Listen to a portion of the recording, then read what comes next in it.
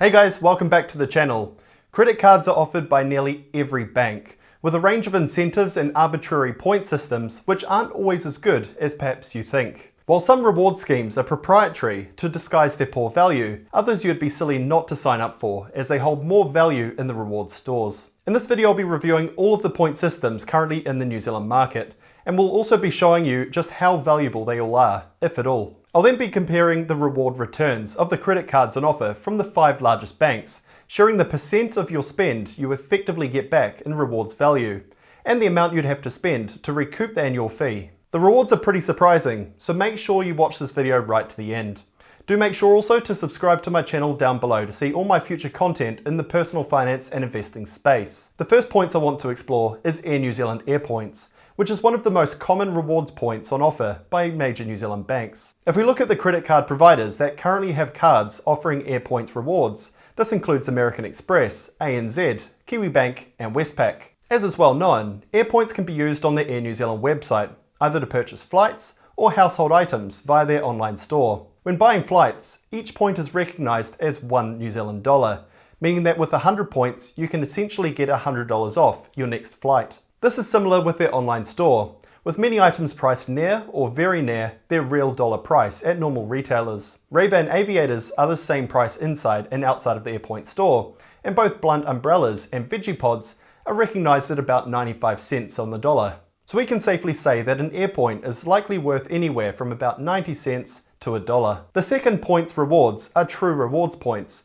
which are currently offered by ASB on 2 of their most expensive credit cards. The Visa Rewards card earns 1 point for every $150 spent, and the Visa Platinum Rewards card comes at 1 point for every $100 spent. ASB recently tried to make it harder to earn points by using their cards, blaming a government-mandated cap on the fees they charge shops to accept their credit cards. Luckily for cardholders, they've since decided not to continue with this due to customer backlash. True Rewards points appear to be similar to Airpoints in the sense that their value is tied to around $1 New Zealand each. Comparing a few items, they appear to sometimes be higher and other times be lower. On this Dyson vacuum, the points are roughly worth $1.07.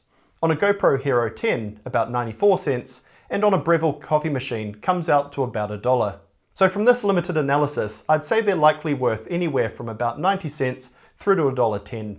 The third point reward scheme is Flybuys, which is one of the most common reward systems in the country. BNZ currently offers Flybuys with their 2 most expensive credit cards. The Advantage Visa card earns 1 Flybuys point for every $40 spent, and this gets bumped up for the Advantage Visa Platinum card, only requiring a $15 spend to earn the same point. If we jump over to the Flybuys site, let's take a look at what their points are worth. Starting with Apple AirPods, Flybuys have a relative value of about 15 cents per point. Blunt umbrellas are slightly higher than this at 17 cents, and the V15 Dyson vacuum again comes at about 15 cents. Looking at the conversion rates to gift cards and New World dollars, Z Energy offers the least value at just 12.5 cents. However, the New World gift cards in dollars come out to about 15 and 17 cents respectively. So I'd estimate Flybuys are worth likely somewhere between about 12.5 and 17.5 cents each. Next up is the fourth point reward system I'll be evaluating, called Hotpoints, which are currently offered by Westpac on 3 of their credit card offerings. The Hotpoints MasterCard offers 1 point for every dollar spent. Their Hotcards Platinum MasterCard bumps this up to 2, and the Hotpoints World MasterCard maxes this out at 3 per dollar spent, the highest in their lineup. Now let's take a look at their store to work out approximately how much each point is worth. Looking at a 10.2-inch iPad, the points work out to be worth around 0.4 cents. And this is the same for the Apple HomePod Mini and the SodaStream Spirit. When it comes to converting the Hotpoints into gift cards, the value of these increase around 50%, increasing in value to around 0.6 cents. So with that, the estimated value of a single Hotpoint is around half a cent. And last of all, we have the American Express membership points, offered of course by the non-Airpoints cards, offered by American Express. Overseas, American Express has maintained an online store to spend the points. However, this has since been discontinued in New Zealand. Instead, you can get credit to spend with their internal travel booking system, or with the likes of Harvey Norman, Ticketmaster, and even just adding credit to your card.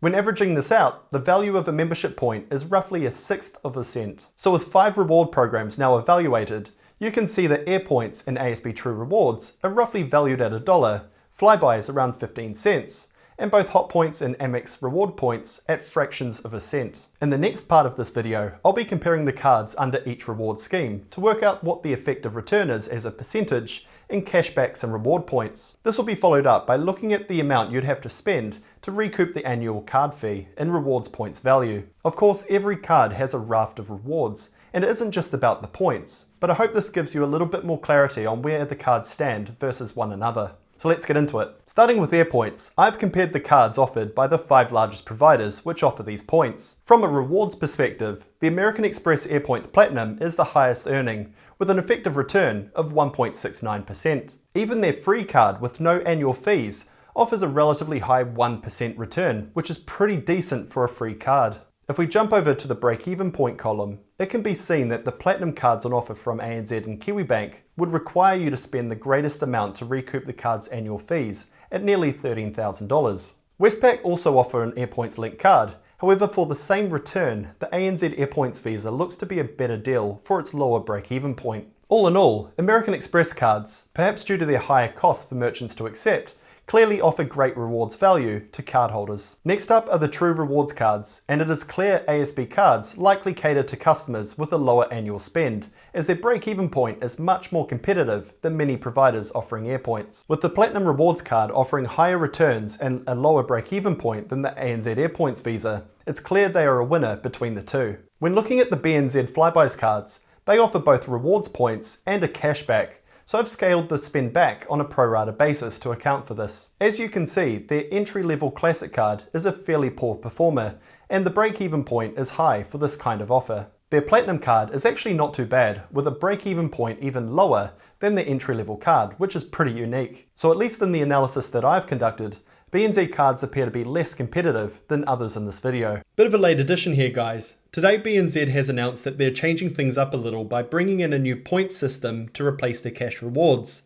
The effective return, they've said, will remain unchanged, as will the Flybuys component. Not a lot of details are out on this yet, but more details should be released next month in October. Next up is the Hotpoints cards, which are currently on the market from Westpac. Their entry-level card is a bit of a non-starter, however their other two cards look more interesting. Their Platinum card offers one of the lowest break-even points for a minimum 1% return, behind only the American Express Airpoints card. On the World MasterCard side, they offer the second best returns so far, however with a huge break-even point, making this card only really useful from a points perspective for the heavy users. And lastly, we have the American Express Membership Rewards, offered by 2 Amex credit cards. As you can see, the cards have a pretty decent return, however the break-even point on them is horrendously high.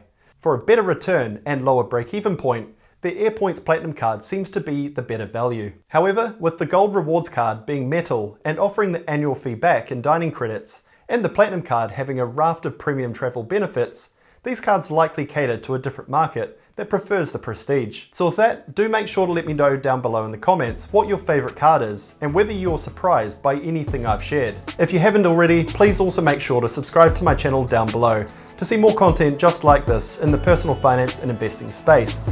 Thanks for watching. I look forward to catching you on the next one. Cheers.